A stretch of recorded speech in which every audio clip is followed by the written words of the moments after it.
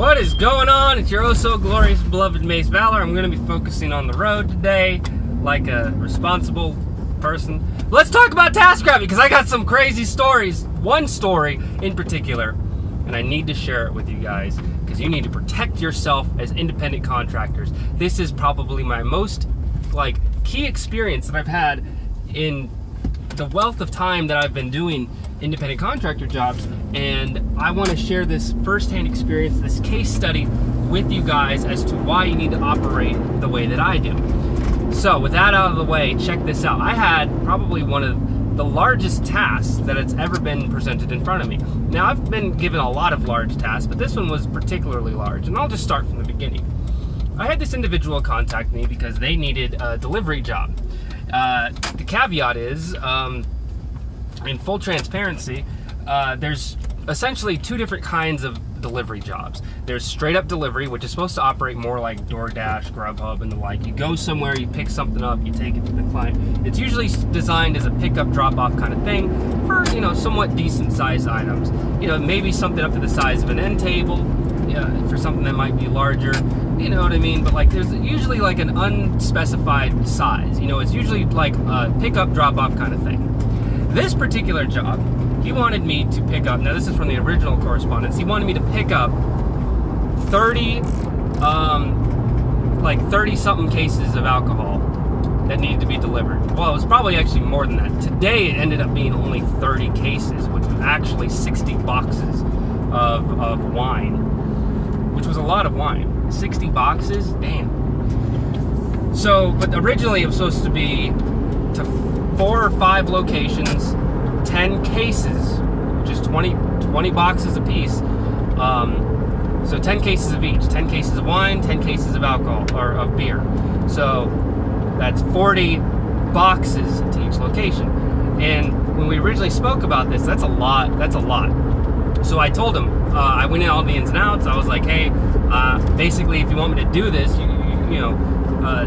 essentially operating more than just standard delivery. This is moving and hauling a large volume of stuff, big mass quantities of stuff. So this is the wrong category. And yeah, I'll be transparent and say that the price difference between delivery and moving/hauling is drastic. It's $9 per hour difference. I didn't change it. I didn't ask him to change it because of the price so much as it didn't fit the task appropriately. Because this task would have required me to fill up my truck, drive to a location, drop stuff off, drive all the way back, pick up, constant back and forth. And the appropriate thing would be moving and hauling for that particular type of job. And now here's where I need you guys to listen to me. Pick this up because I didn't pay attention to what my better judgment should have been. And that is, keep as much as you can, keep it inside the TaskRabbit ecosystem. If you're using TaskRabbit, he wanted to correspond over email. Didn't like talking on the phone that much. I did talk to him on the phone once or twice when everything was getting set up, but he primarily wanted to talk via email. And the reason for that is that he was forwarding me information from his vendor. So I'm like, okay, I'm getting information straight from the vendor. I'm getting information from him. For this particular situation, I'll kind of let it go. And could have been bad, but TaskRabbit definitely helped me out on this. They let me forward and send screenshots of the email correspondence and then loop that into the system so that there was a track record of our correspondence. But you're supposed to, keep most chat logs within the app so that there's some sort of accountability. Now, this all boils down to liability. This morning, no problem. We were emailing back and forth. I was getting to the location. He said, this is what you're going to pick up, blah, blah, blah. Your name's ready to go. Perfect, no problem. I get there. I load up, half of the load. So I load up, 32 boxes. So I had 16 cases total. So I had a little over 30-something boxes. And I go to the location. And at first it was kind of a headache. I was trying to get a hold of him because at the time I didn't realize, what constitutes a case? A box or these 2 boxes that are taped together? Well, I just figured it out on my own. 2 boxes taped together equals 1 case. So that's what I was going to go with. Bring the I had a long walk from the parking garage all the way through this outlet to the actual drop-off location. I get in there, I speak with an employee. The employee, contacts the manager for me so I can do this drop-off. The manager comes and talks to me. She has no idea about this delivery. She has no idea that they're supposed to receive it. And so I go so they're really perplexed. And I'm like, no, it's cool. I got the email correspondence with the locations and everything. And so she looks at, that's our location. This is us, blah, blah, blah, blah, blah. Who is this person? They had no idea who this guy was. He never contacted anyone, right? And I'm thinking, okay, there's multiple chains of this place. There's multiple stores in Las Vegas of this particular brand, this clothing store, which is weird to send alcohol to a clothing store, but that's whatever. So I'm thinking, well, maybe someone further up the chain. So she talks to her upper manager, the manager for the store, not just like an associate manager or whatever. The manager from the store has no idea about the delivery, has no idea who this guy is. Fine, all right, cool, no problem. Let me call my general manager. She texts her general manager about the situation because she was in the conference. General manager leaves the conference, calls the manager. And then finally I get on the phone with the general manager, and they're like, well, I guess we can take them, but we're not expecting them, and we have no idea who this guy is. For liability purposes on my end, they've verbally spoken. They've told me they have no idea who this guy is. I can't get a hold of him. He's not responding to email. He's not responding to the chat and TaskRabbit. He's not responding to phone calls. He's not picking up anything. So I'm like, all right, what do I do? What do I do now? And that's when the liability thing came in my head. I can't be responsible to drop these off when they don't even know they're supposed to receive it. So what am I supposed to do? And so to play it safe, right? On one hand, I could have just dropped them off at all the various locations and then whatever could happen. I didn't want whatever to happen. I played it safe. I'm like, you know what? I need to make sure I can verify things with this guy. He never responded. So at the first location, I'm there for an hour trying to figure things out. And then I'm like on the phone with TaskRabbit at the same time. They advised me, hey, if you can't get a hold of the guy, we tried getting a hold of him, we can't get a hold of him, we don't know what's going on. So for liability purposes, you should go take that stuff back. And I'm like, absolutely. So for like the next 30 minutes, I'm on the phone with TaskRabbit trying to figure everything out, send them copies because like I said, we didn't talk a whole lot extensively in the app. They did have a log of our experience with each other because he did the delivery task and then canceled it and switched over to another one. So there was some threads of information that we could correspond on, but not a whole lot. But I had all the emails, so I was able to screenshot all the emails and forward them to TaskRabbit, no problem. They have those in their record. So there's a log of correspondence between me and this individual. And I'm telling you, there was a lot of emails. We kind of went back and forth. One of the problems I have with clients is that they're not super clear. When I ask a client a question, they usually give a very, very, very quick response. I like detail. The more detail you can give me, the more I can provide for you, which is why my questions are so in-depth. I ask a lot of different nuances about various tasks to my clients because I'm hoping to get more information back. 9 times out of 10, they give me just this cut and dry answer and they're left me to figure it out on my own. It is what it is. It's the nature of the beast. So here's what I did. I took it back to the vendor. Now the problem is, it's Total Wine in Las Vegas. Great place, great selection. I go in there to return half of the shipment that I had picked up, and I go in and they're perplexed, they're confused. And I try to explain to them, hey, I'm just an independent contractor for liability purposes. I can't hold on to these. I try to deliver them. They have no idea who this guy is. They're not expecting delivery. There's no one to sign this over to. I can't get a hold of them. They don't even know who they're supposed to contact because they don't know who this guy is. So I can't even deliver these. So because I can't deliver these, I can't hold on to them. So I need to return them. That's what was advised for me to do by TaskRabbit. And I waited and they kind of did their thing because their issue was it was already marked as pickup. And because I'm not the original person with the card, they can't refund me. And they really, it's because technically I'm the one holding on to it now. Because I've picked it up. But I've also done verification to say, hey, I've dropped it back off, here's photographic evidence of them taking it, and we're a done deal. The point that I'm trying to make out of this entire story is when it comes to liability, you got to make sure you keep this in mind. Protect yourself, all right? Your clients only have their own best interests. Now, I'm not saying this to just deter people from working with people. most clients, the vast majority of clients are pretty cool, pretty mellow, right?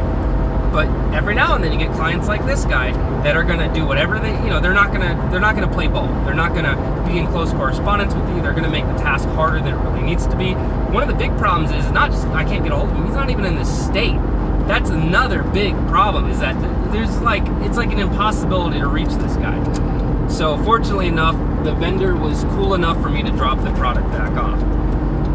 Now I hear you all wondering, well, okay, so you worked I ended up doing the task for 2 hours and 45 minutes. It would have been actually an all-day thing had this been done, the way that we'd expected it to get done. But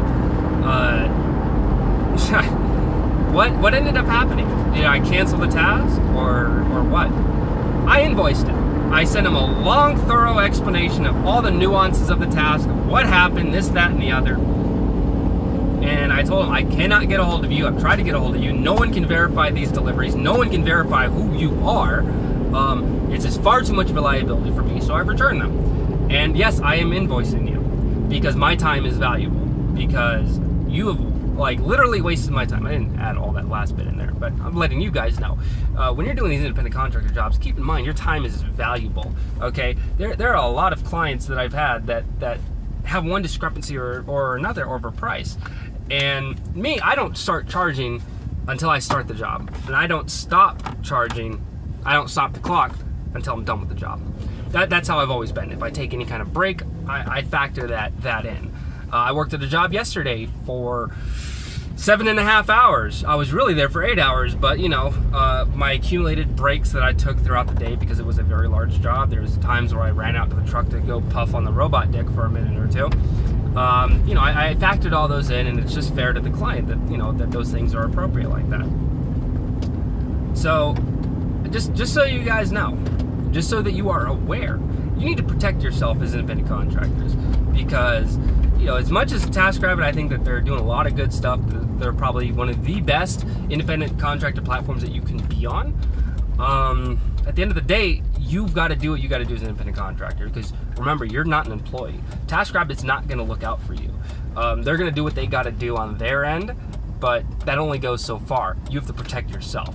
So this is one of the ways that I'm demonstrating that I protected myself, and that's from the case of liability. What if the vendor wouldn't take it? I would have had to stand my ground to make sure that they took it. I would have gotten TaskRabbit support back on the phone and communicated the issue to them, because that's over $5,000 worth of alcohol that essentially I'm responsible for.